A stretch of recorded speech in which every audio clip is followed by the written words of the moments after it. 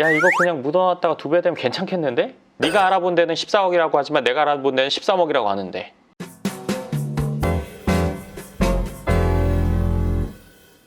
반갑습니다. 황 소장입니다. 오늘은 제가 아직도 이럴 수 있나 싶은 일이 계속 있고, 세상이 이렇게 정보가 오픈되고 밝아졌다고 하더라도 항상 그 음지는 있는 것 같아요.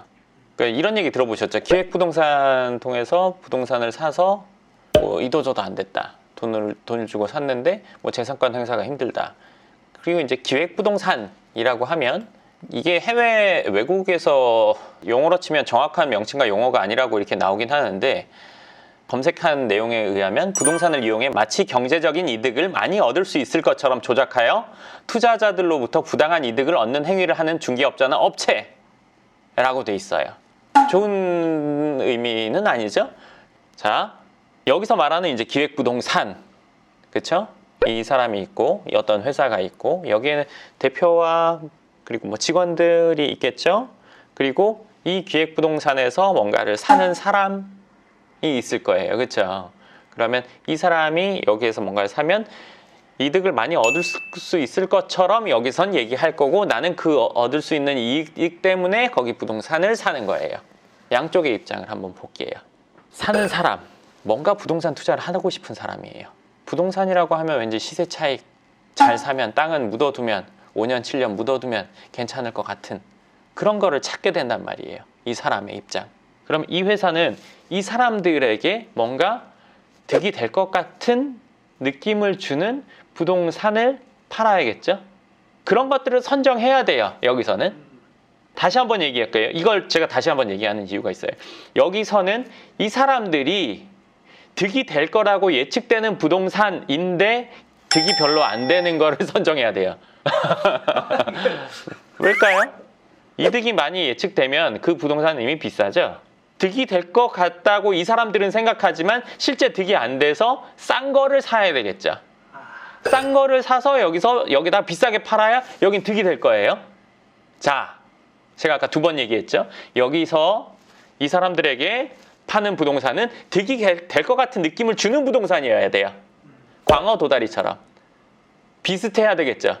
보통 사람이 보기에 구분을 못 해야 돼요. 다금발인데 예를 들어서 뭐 중국산이나 뭐 이런 거 비슷해야죠. 일단은 다금발이라고 부를 수가 있어야 되는 거예요. 비슷하게 생겼어. 근데 그거를 뭐 14만 원에 팔아. 진짜 다금발이는 45만 원인데 예를 들면, 그럼 다금발이랑 일단 비슷해야 다금발이라고 말을 할 거 아니에요.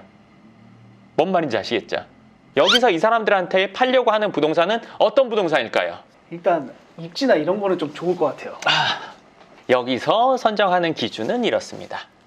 매스컴에 많이 나와야 돼요. 이 사람들, 부동산에 관심이 그렇게 깊지 않아도 많은 사람들이 그래 거기 요새 괜찮다던데 라고 판단할 수 있는 부동산이어야 돼요. 매스컴에 많이 나와야겠죠. 예를 들어서 뭐 동계올림픽 할 때는 강원도 평창, 한번 들으면 거기 뉴스에서 많이 들어봤는데, 이런 지역을 여기선 선정해요.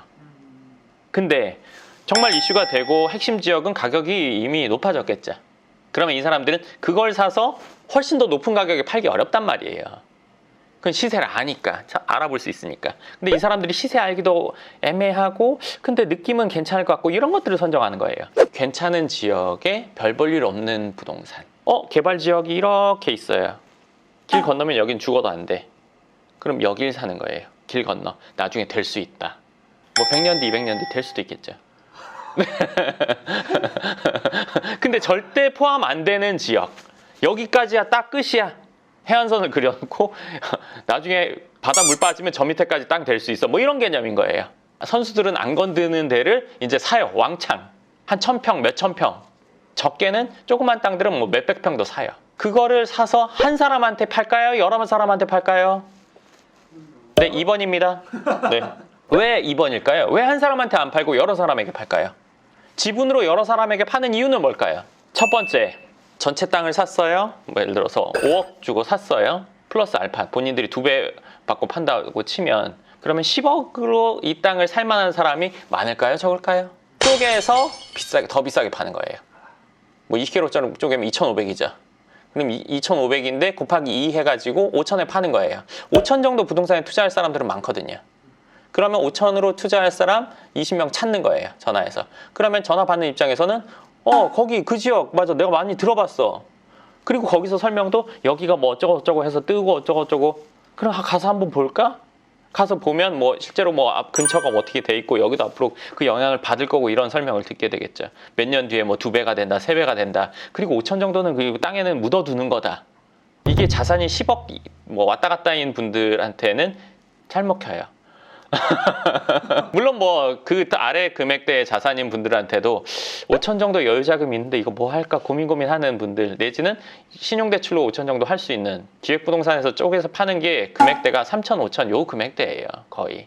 뭐 1억대 안 넘어가요. 왜냐면 1억만 하더라도 사람 수가 적기 때문에 무작위로 전화 돌려가지고 팔아야 되니까 그 정도 금액이면 괜찮을 것 같고 야 이거 그냥 묻어놨다가 2배 되면 괜찮겠는데? 100% 지분 등기인데 뭐 구분 등기가 된다고 뭐 개별 등기 된다고 뭐 이런 식으로 얘기하면서 재산권 형성 뭐 재산권 이렇게 알아서 팔 수 있고 뭐 올라가면은 부동산에서 알아서 연락 와서 팔게 된다. 못 팔아요. 거의 팔기 힘들어요. 아예 못 파는 건 아니라고 볼 수도 있어요. 제가 아니라고 볼 수도 있다 정도라고 이렇게 말을 힘들게 하는 이유는 그게 더 힘들어요. 부동산을 지분으로 형제끼리 사도 친인척끼리 사도 힘든 일이 많이 일어나요. 두 사람이 샀어요. 10억짜리 샀다고 칠게요. 5억, 5억씩 더해서 10억짜리 샀어요. 근데 요새 시세가 14억이 됐다고 쳐요. 한 사람이 팔고 싶어요. 이왕이면 네가 사라 하고 7억 받고 이걸 팔려고 해요. 이 사람 7억 주고 싶을까요? 아닐까요? 7억 안 주고 싶죠. 야 아는 처지에. 그리고 네가 알아본 데는 14억이라고 하지만 내가 알아본 데는 13억이라고 하는데 원래는 한 10년 갖고 가려고 했었는데 5년 갖고 가려고 했었는데 이런 약속을 안 하고 사는 경우는 더 힘들어요. 최소 기간은 또 정해놔야 돼요. 우리가 최소 몇 년은 보유하자. 그래서 최소 몇 년 보유하다가 둘 중에 누가 한 사람이 먼저 팔려고 한다면 뭐 둘 중에 하나든 넷 중에 하나든 열 중에 하나든 먼저 팔려고 한다면 그 지분은 어떤 조건으로 팔자. 부동산에 알아보고 예를 들어 최소가 최고가의 중간으로 정하자. 아니면 몇 개의 부동산에 문의를 해보자. 뭐 이런 것들을 해가지고 중간에 그거를 인수할 수 있는 금액을 정하거나 아니면 먼저 판다고 하면 5대5로 샀지만 뭐 5.5대 4.5로 한다던가 뭐 이거를 정해놔야 돼요. 그리고 그 뒤에도 추가로 뭐 보유를 하게 된다면 어떤 조율을 하자 뭐 이런 것들을 상세하게 정해놔야 이게 탈이 안 나거든요. 탈날 상황이 워낙에 많기 때문에 기본 큰 틀은 정해놔야 돼요. 근데 큰 틀도 정하는 거는 뿐만 아니라 지분권자가 누군지도 몰라. 근데 그거를 합의를 해가지고 팔 수 있다?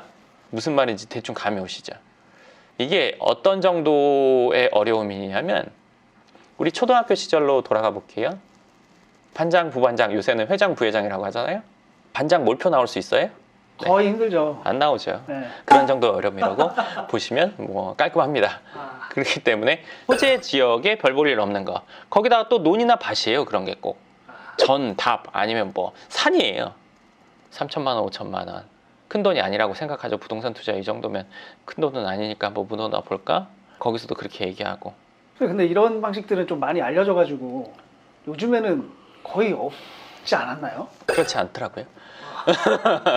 지금도 가끔 이런 상황에 처해서 오시는 분들이 있어요. 요즘처럼 이렇게 어떻게 보면 정보가 오픈되고 한 시기에도 이런 일들이 있더라고요.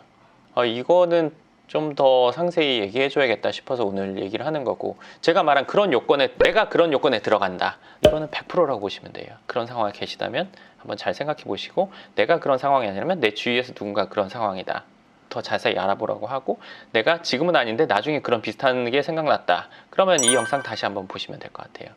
네.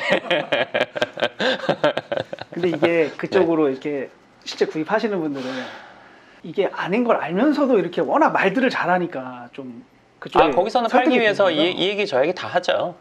그러다 보면 이런 거 있잖아요. 에이, 이게 그렇겠어? 해볼까? 정말인가? 사실인가? 그러면 좋겠네. 이미 돈 넘어가 있죠. 네.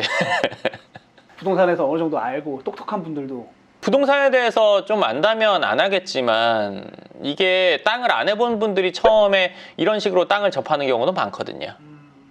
이번에 뭐 하려고 돈을 모아놨는데 뭐 이런 전화를 받고 가서 확인하다 보니까, 그래, 땅도 좀 해야지, 분산 투자. 네.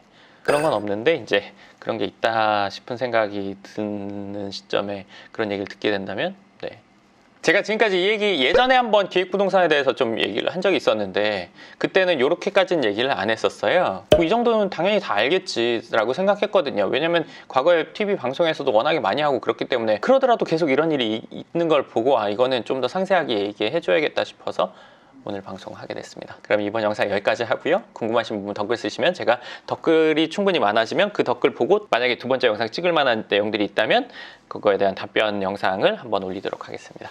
그리고 부동산에 대한 정보나 제가 하고 있는 일이나 아니면 뭐 연금형 부동산이나 이런 것들에 대해서 궁금하신 분이 있다면 네이버에서 연금형 부동산 연구소 검색하시면 그에 관련된 뭐 자료나 정보들 몇 가지의 샘플북, 오피스텔 투자비법, 빌라 투자비법, 강남 꼬마빌딩 투자비법 이런 책들의 샘플북도 연금형 부동산 연구소에서는 받아볼 수 있으시니까요. 궁금하신 분들은 한번 보시면 좋을 것 같습니다.